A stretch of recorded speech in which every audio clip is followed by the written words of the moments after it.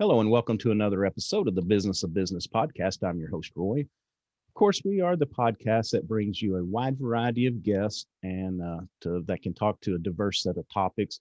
Hopefully, we can either point something out that you aren't doing that can really help you add some success, or we can, if something is keeping you up at night, we can provide you some answers and some awesome professionals that can help you out to kind of get you back on the right track again.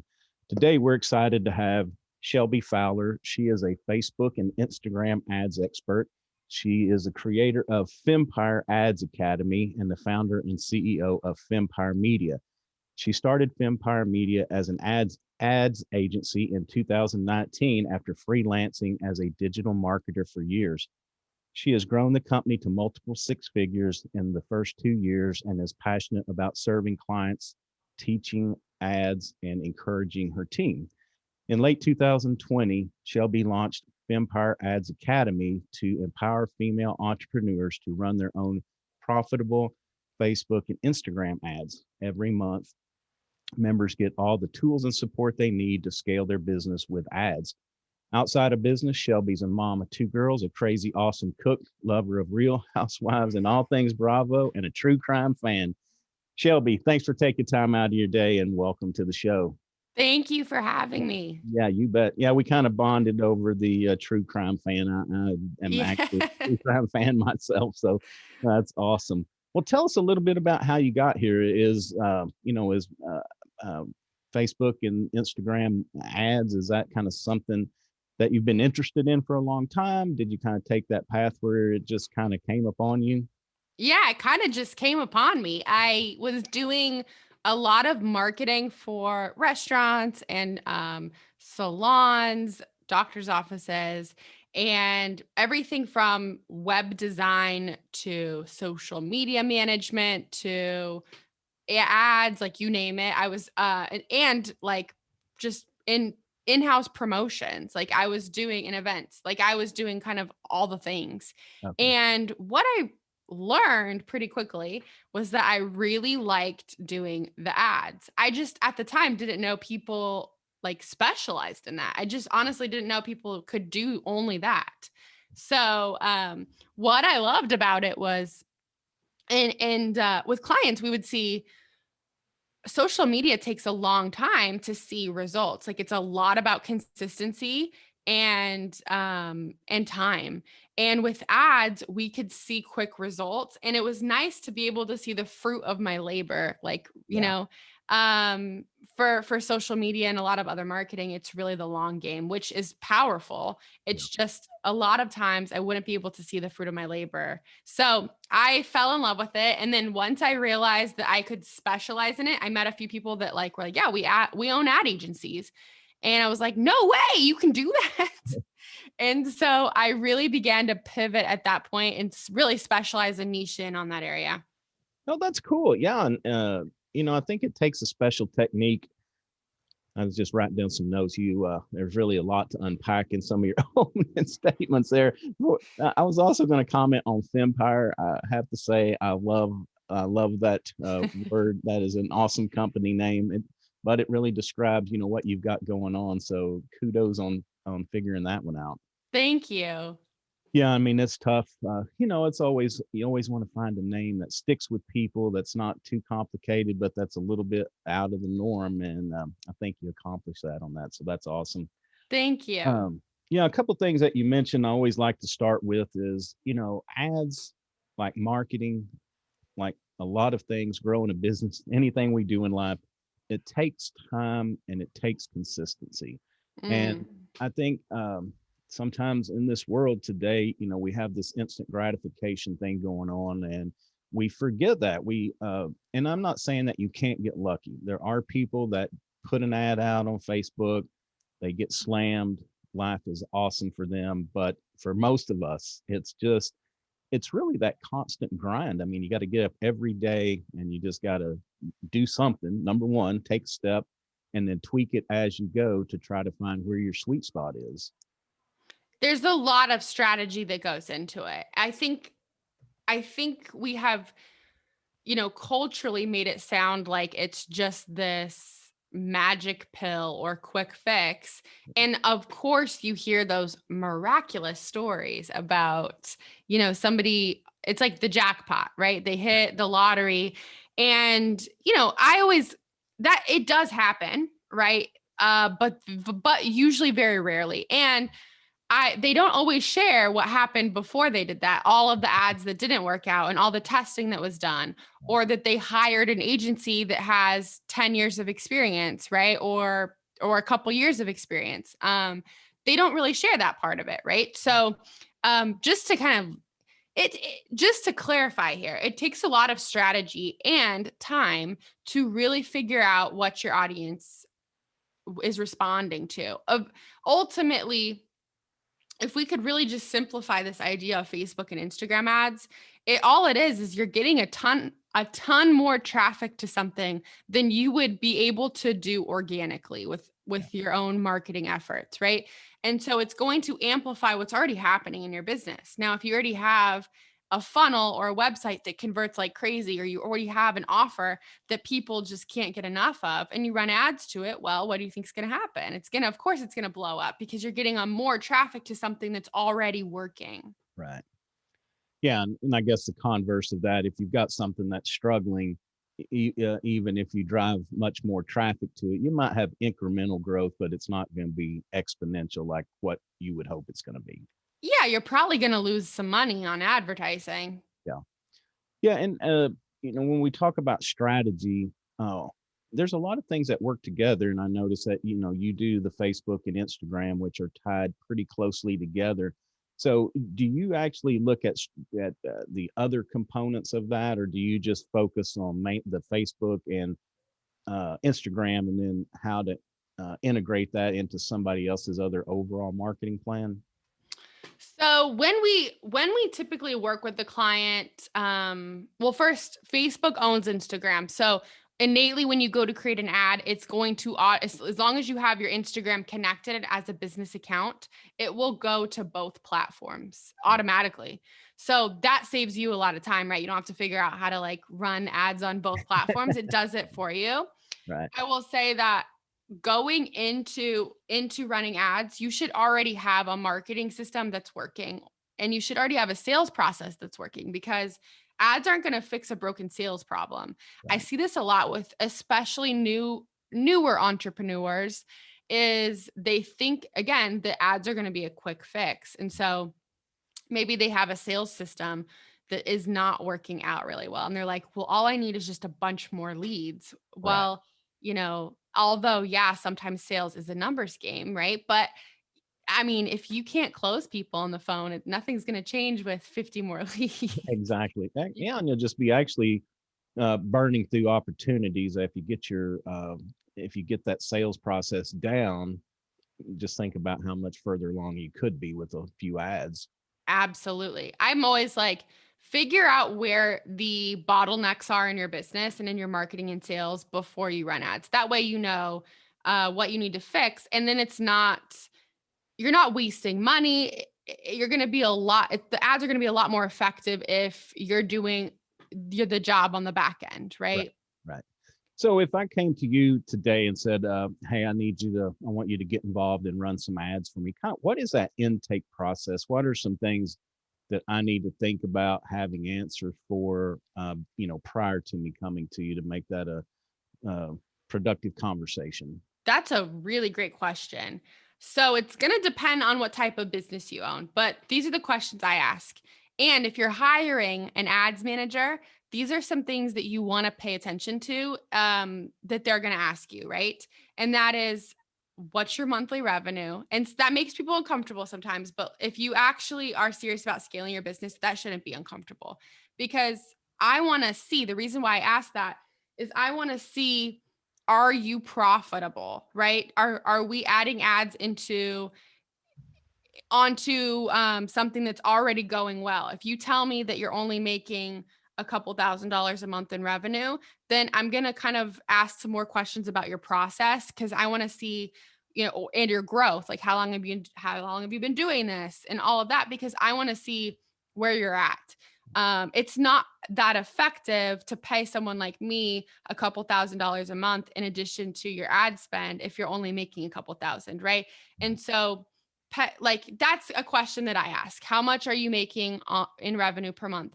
Then I ask what they're wanting to run ads to, right? Because again, you need to have something to run ads to Yeah. before we don't just like magically run ads. It needs to go to something, whether that's a free webinar that you're providing, or if you want to, if the goal is to sell more of a course, right? You don't have to have all the answers, because a good ad agency will help you with strategy as well based on experience. They know what works more than probably you do. Yeah. So, because they're spending people's money all the time. So trust Yeah. trust the probably thousands and hundreds of thousands of dollars they probably manage in ad spend, right? Because they're going to tell you what, like, hey, I would do it this way because this is what we're seeing a couple clients get really good results with. So you don't have to have all the answers, but you need to know what you want to grow or scale. Is that a one-to-one model? Are you wanting more clients or patients? Or, what does that look like? Do you need just leads coming in? Or do you want to grow your audience more? You need to have kind of an idea. Do you have a certain offer that you want to grow? And then I will always ask what the cost is for that offer or service that you provide. So again, I'm in my head doing a little bit of math. Like, okay, I know this is on average the cost per lead or click for your industry, right? So I kind of do a little bit of math to make sure that you're going to be profitable Right. running ads. I would also ask, if you're going to hire somebody, ask them some questions about if they've ever run ads for your industry before, because I will tell you that there's agencies that specialize in certain types of ads. And a great example of this is e-commerce ads, vastly different than ads for like coaches, right? The strategies are going to be different. It's a whole different ball game. It's like being, and I'm going to use this example because we all know what it means. And I'm by no means relating what I do or what my industry does to a professional, medical doctor, but it's like going to uh a podiatrist and being like, hey, my eyeball is really itchy. And they're going to be like, well, I could tell you all the stuff about a foot, but I don't know about your eyeball. So Right. it's the same thing. Like, find somebody who's an expert in your industry, Yeah. and you'll probably have much better results. Yeah. Yeah. I think that's good to know these questions, but to also be aware, in my opinion, is that if there's somebody offering you a quick fix for money and they don't ask you any questions, that's a huge red flag. Yeah. Because everybody, even if we're in the same, even if we're, you mentioned beauty salons earlier, so we'll go with that. But even if different beauty salons, they may kind of focus on different things. I mean, maybe one's just a haircut place, but maybe one does more of the fancy. Extensions. Yeah, Yeah. yeah. So asking those questions, it's very important because it can change the audience in which we are going to be, or which you're going to be, trying to target. Absolutely. And I assume that's another thing that's probably very good to give some thought to. I mean, hopefully you gave some thought to it, like as you're working through your business, but at some point you kind of have to think of, who is my customer?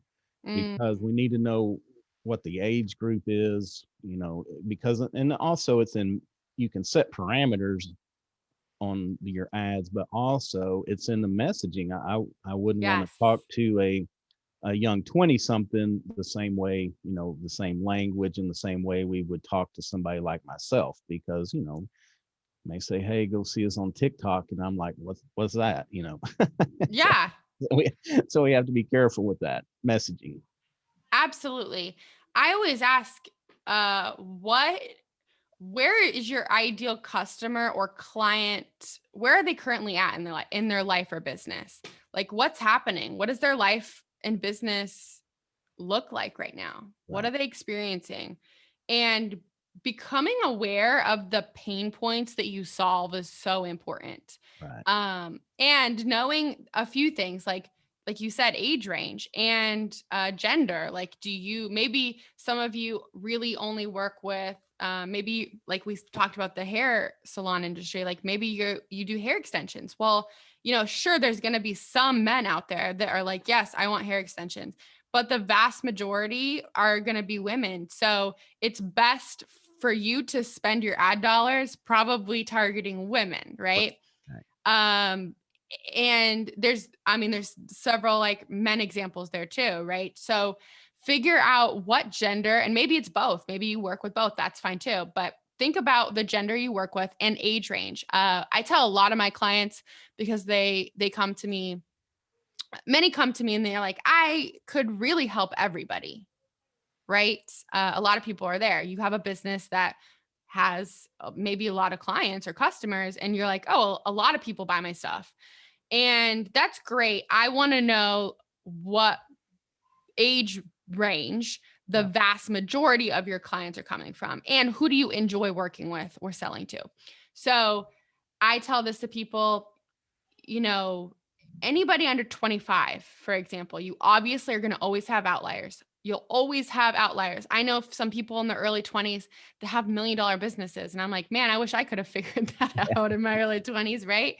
But there is most of the people in their early 20s, where are they at in life? They're in college, they're trying to figure life out. They're just paying off student loan debt, or they're getting their first car, their first house, or they're still living in an apartment. They don't have a lot of money. I lived off of, Taco Bell and hopes and dreams is what I did. Right. Yeah. Ramen So noodle.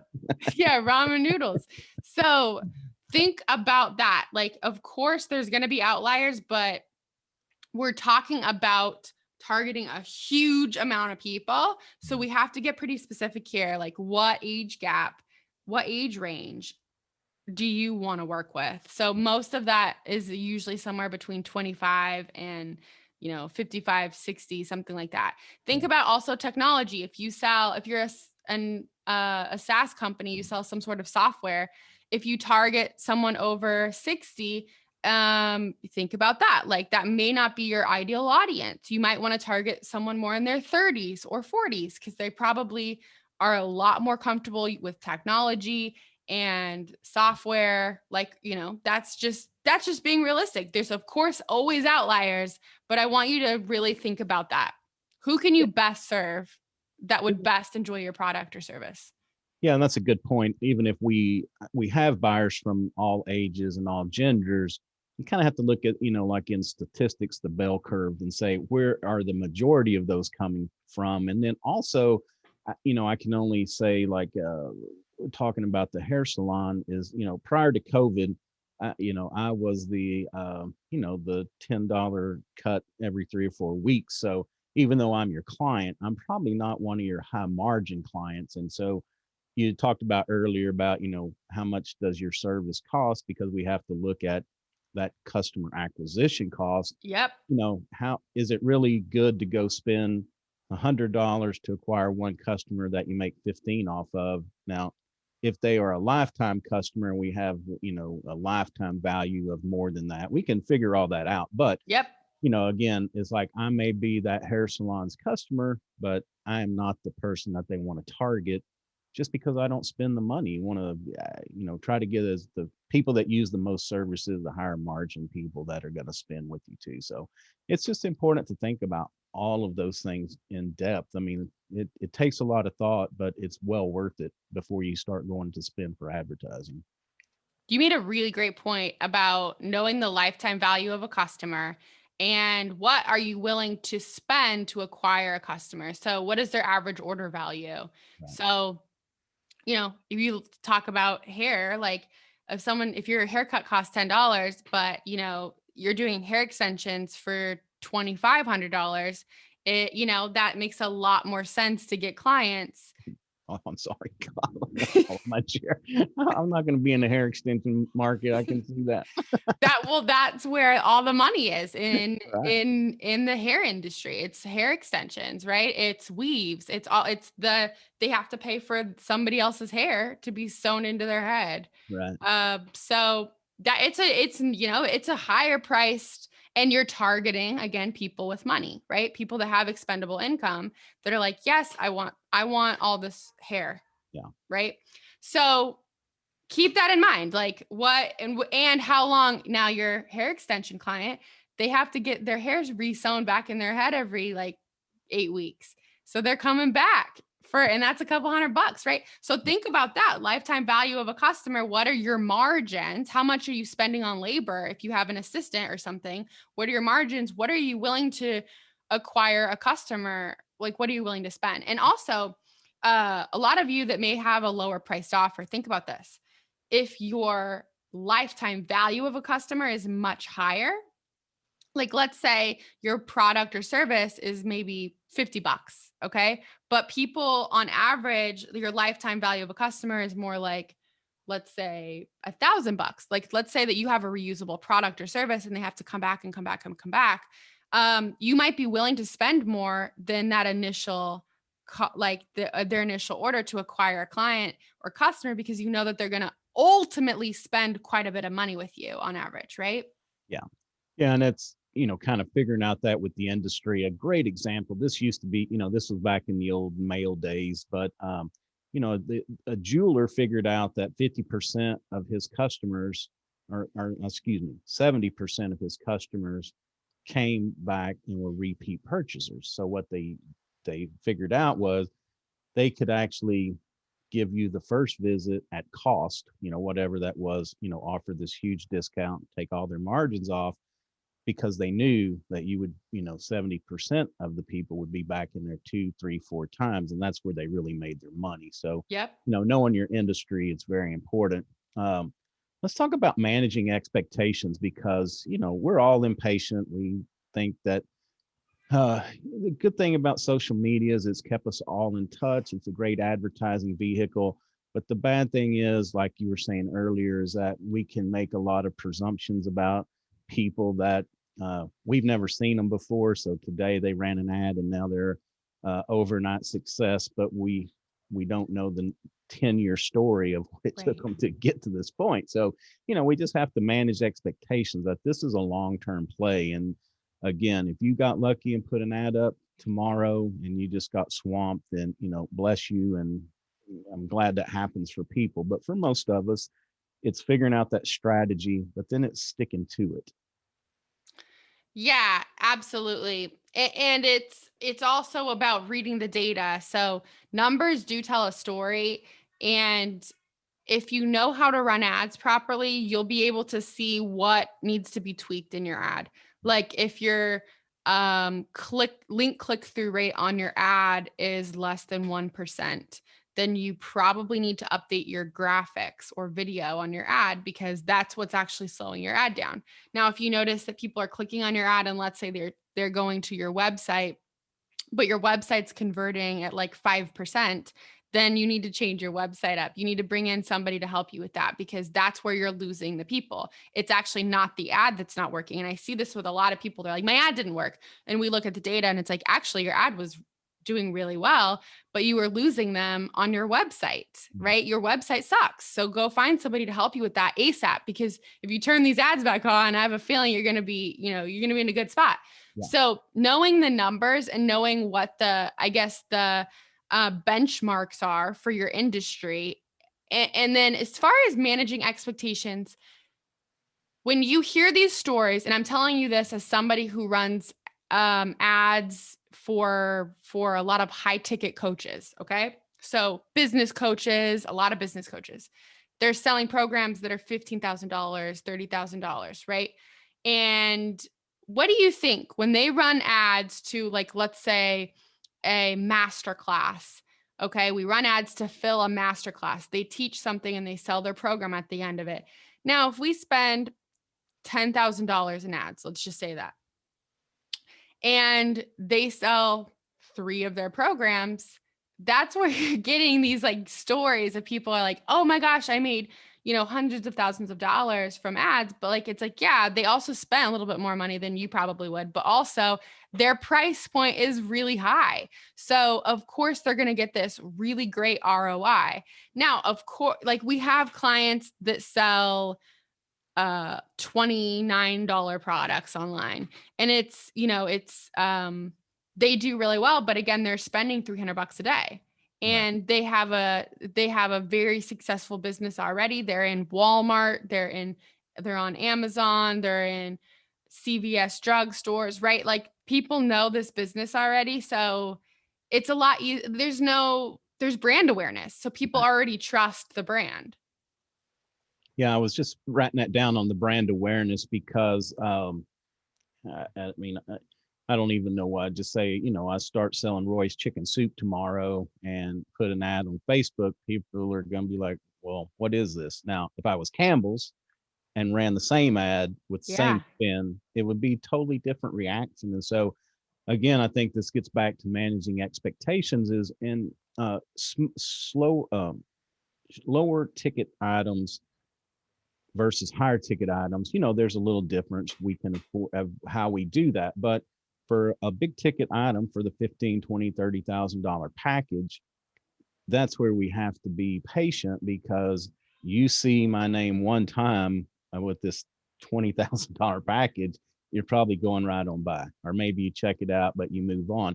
It takes, it used to take like 8 to 12 Touch touches or points. Yeah. views before somebody would be that interested in maybe picking up the phone or reaching out through email. So how does that work nowadays? Yeah. And a lot of it is just the strategies are going to be different for every industry. So if you're selling high ticket, like a coaching package, the best, most effective way to do this is to always in the background, we should be running brand awareness ads because we want you to be seen as the expert. But all it is, the difference between low priced items and high ticket, when you sell high ticket, it's all about positioning and authority. Like you have to be positioning yourself as the go-to in the industry. So how you do this is you should have a conversion event. Like, and what I mean by that is a masterclass, a workshop. This can be virtual, right? Um, a challenge, a webinar, something like that, right? A presentation style where you're giving value. So now that people are watching it, these cold leads come in, watch your training, and now they know, like, and trust you because you're giving them really good content for free. And Right. then you convert them into clients because now they like you, know you, trust you. It's almost impossible. I'm going to reiterate this. If you are selling high ticket, it is almost impossible to convert cold leads, like straight cold, never heard about you before, into paying clients. Yeah. You have to warm them up. Just any marketing is all about that. That's what building a community or following is all about. And building brand awareness. It's about warming you up. And you used Campbell as an example, right? We all have memories of eating their soup as a kid Right. or opening up those cans when you're sick and mom brings it home because she's working and she can't make you homemade soup. So she's like, you're going to have canned soup today. Right. Right. We trust the brand. We Yeah. see it in stores. And if you're online, you have to warm people up. And especially if you're selling something that's high priced, you need people to like, know, and trust you if they're going to invest in you. Yeah, because as you're saying that, I was just thinking about the distrust factor. Yeah, or not. Let's not say distrust. Let's just say the trust factor, like you were speaking about. That, if I'm going to go buy a $5 item or $10 item, it's if it's from a reputable company. If I'm going through, I would be more concerned to get it off XYZ because I don't know if that's a real deal or not. If somebody told me that it is, but really, I'm more ready to, wager $5 or $10 that this is going to work out in life. If it doesn't, I really haven't lost that much. But then when we're talking about 10, 15,000, I can only imagine that I'm not going to see this ad the first time and say, oh, Joe Smith, the coach, bam, charge my credit card $10,000, or, Right. even if it's sign up for $1,000 a month or whatever it is. It just, it just really doesn't happen that way. Even Dean Graziosi and Tony Robbins, they partner up with a bunch of people too, like Brennan Burchard, Marie Forleo, Amy Porterfield, Jenna Cook. There's a bunch of people that they partner up with. Every year they do a conversion event. We all know who Tony Robbins is. Do you think that we need more brand awareness from Tony Robbins? No, we all know who he is. He has the same thing. They sell a $10,000 program every single year on how to use your knowledge to basically build like a consulting agency or to have a high ticket mastermind program. That's what they teach. $10,000. That's the price point. Or $2,000 a month if you break it up into payments for 12 months. So you end up paying 12 grand. Okay. That's the price point. They don't just run ads to join. What do? They have a huge masterclass, and they run ads. Hey, free masterclass, join now. We're going to teach you how to, use your knowledge to make more money in whatever you do. And so people sign up. And then what do? They share with you how you can do this, why you would want to do it.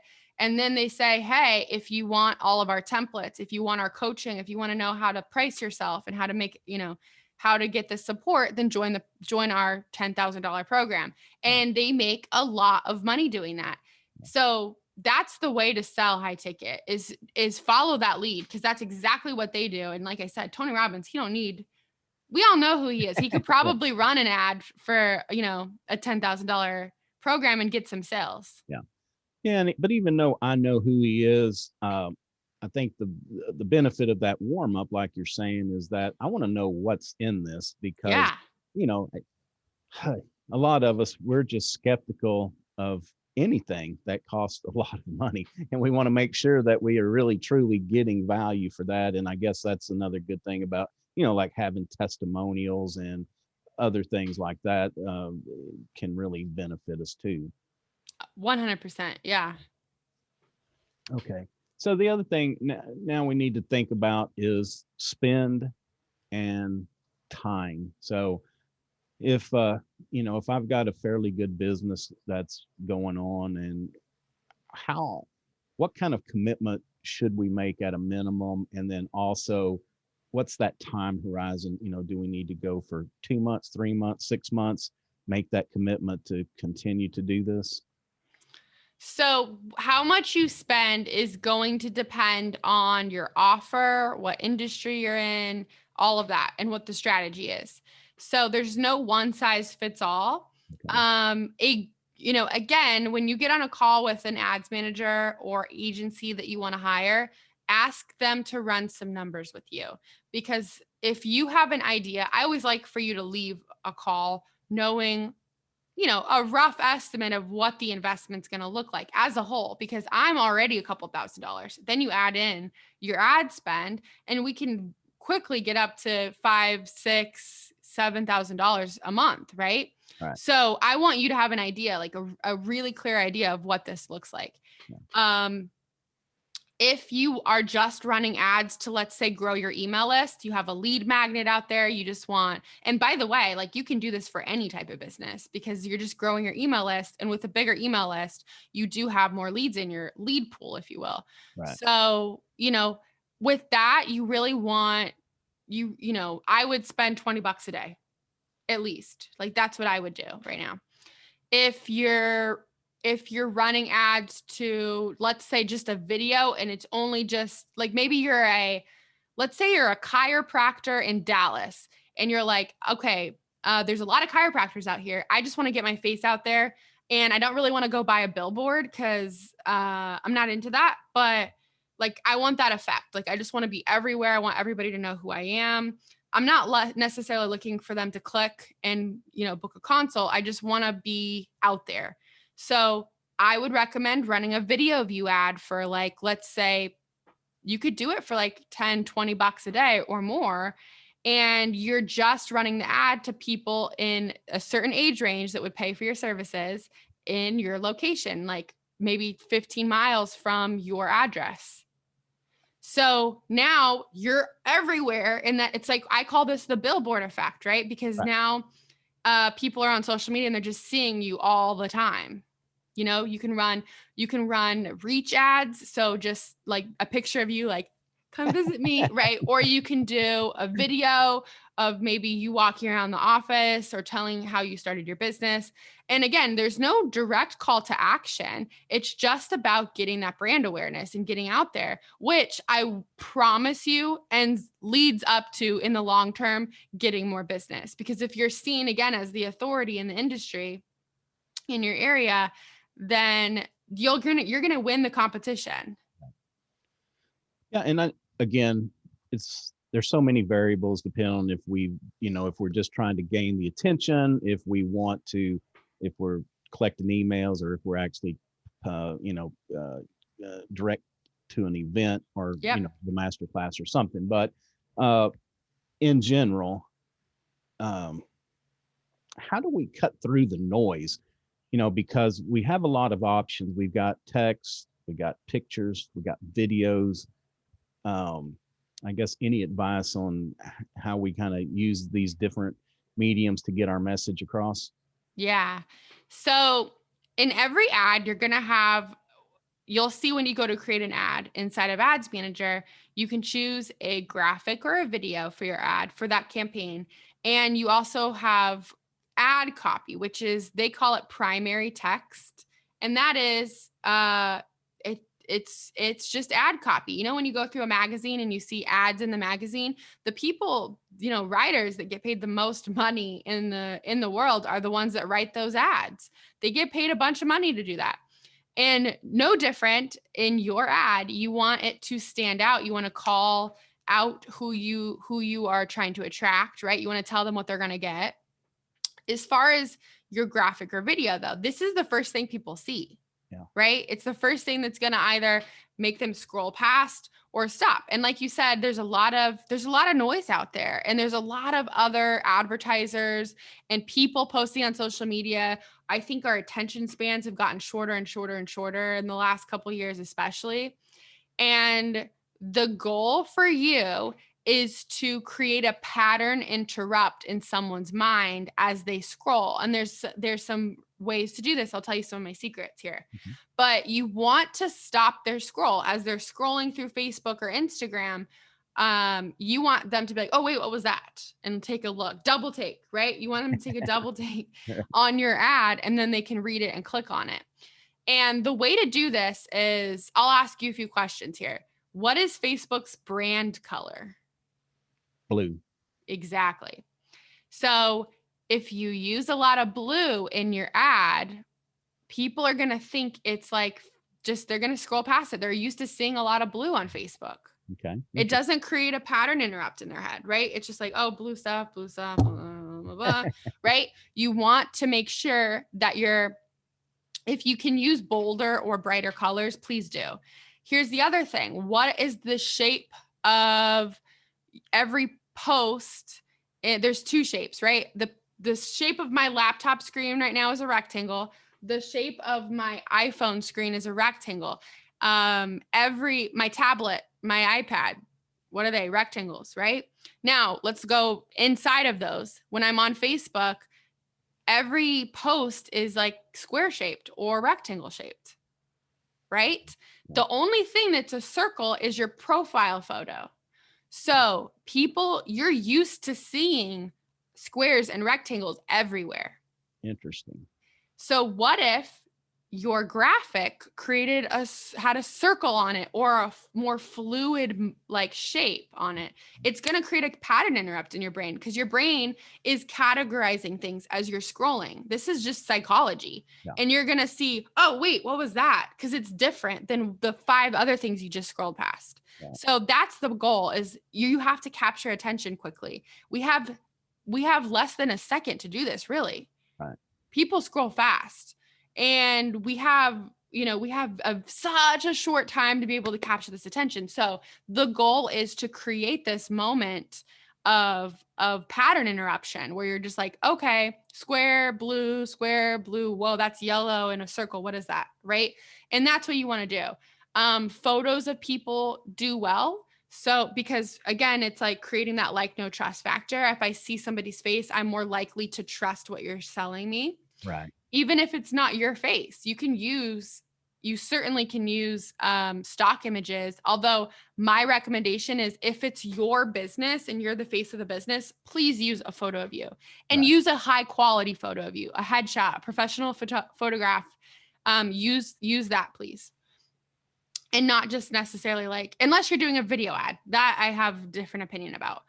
But yeah, that's like my best tips is the brighter colors, more bold colors, and or using more fluid shapes or circles on your graphics, put pictures of people on there, and make sure that you have a few words on the graphic, but not too many. And it's telling them what they are going to walk away with or get. Okay. People don't care about you. And this is what people don't understand. Like, I don't care about your chiropractor business. I don't. Right. You know what I care about? How you're going to make me feel when I leave. Right. I care about what I get out of it.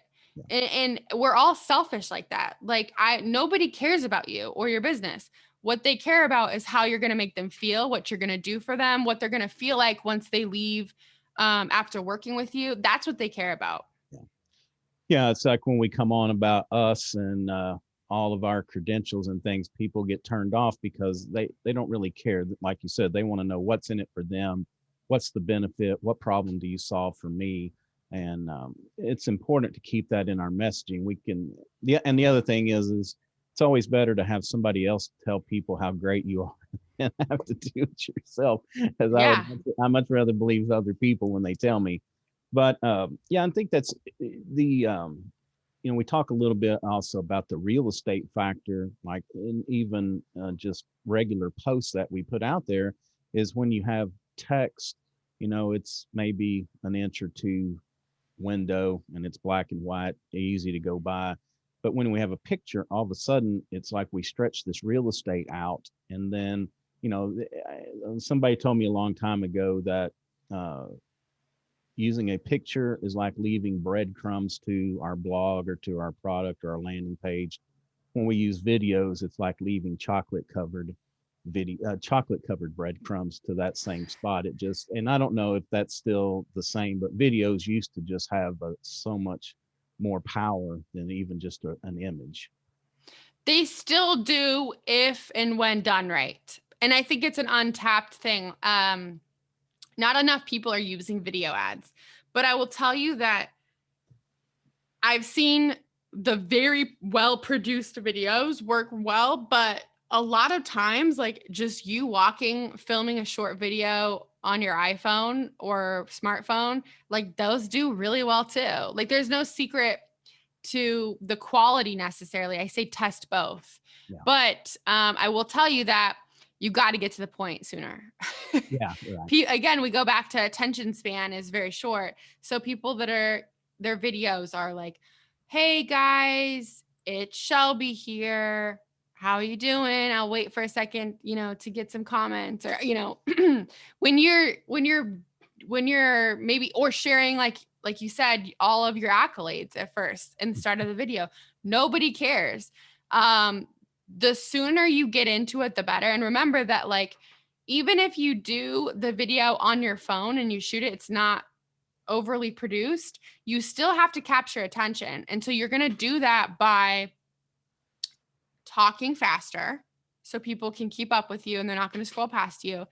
If you're pointing to something, point at the camera because it's again, pattern interrupt. If I do this, I'm right now, for those of you that can't see, I'm just reaching towards my camera.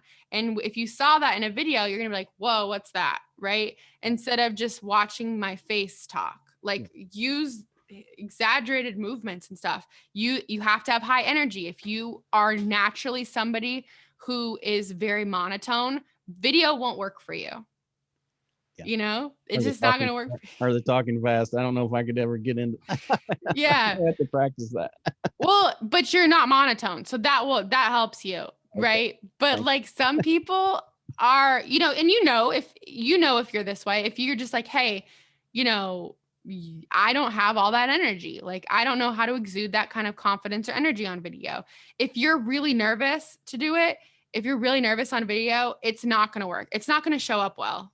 So don't pay for that ad, just try graphics.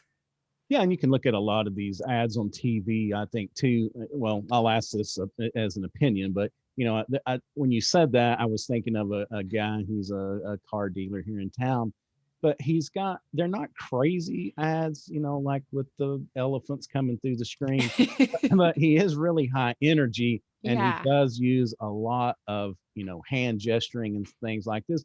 They're really well done ads because he doesn't come off as uh, questionable, very professional, but I know who the guy is. I could tell you, Yeah. I know his name, I know where his dealership is, and know all about him. So I think it goes a long way to study other ads that have a lot of impact and then kind of mirror that as we go. 100%. Yeah. All right, And Shelby, I know we're running late. I appreciate you taking time. Is there anything else you want to leave the audience with? Any other tips, tricks before we get out of here? no, thank you for having me. But if any of you are wanting to learn more about what ads can do for you, you can head to my website, fempiremedia.com. And you can also follow me on Instagram for fun videos or me trying to dance. You can follow me at Life with Shelby. Okay, great. Uh, Also, too, what is a habit or uh, an app or anything, something like that that you use daily that you feel adds a lot of value to your life, professional or personal? That's a great question. Can I give you two? Certainly, yes. Okay. We'll take all the. I have a desk calendar, and I know that that's old school for those of you that are maybe young, but and I feel like I'm pretty young too, but I have to have a desk calendar. I have to like visually see it. Not only do I have Google Calendar, I have a desk calendar, and I look at it and it just, I don't know, like things click much better. The second thing is I would say this is an app that I use on my computer. It's a Google Chrome extension, and it eliminates. It's called Newsfeed Eradicator, and you can turn it on, and it eliminates all of the posts on your newsfeed, so you can go into social media if you use it for a business, especially, and kind of do your work without getting sidetracked with everybody's personal posts and everything. Okay, great. Those are two good tips. We appreciate it. Okay, so also just tell us a little bit too, like who do you like to work with, and then of course, how can you help them, and then give Yeah. us the website one more time. Absolutely. Business coaches, life coaches, mindset coaches. I love working with coaches, high ticket coaches specifically, that are ready to run ads. They're at multiple six figures, and they're like, let's go, let's scale this bad boy. So you can go to my website, fempiremedia.com, to get more information, book a free consult, and we can run some numbers and see if it would be a good idea for you. Okay.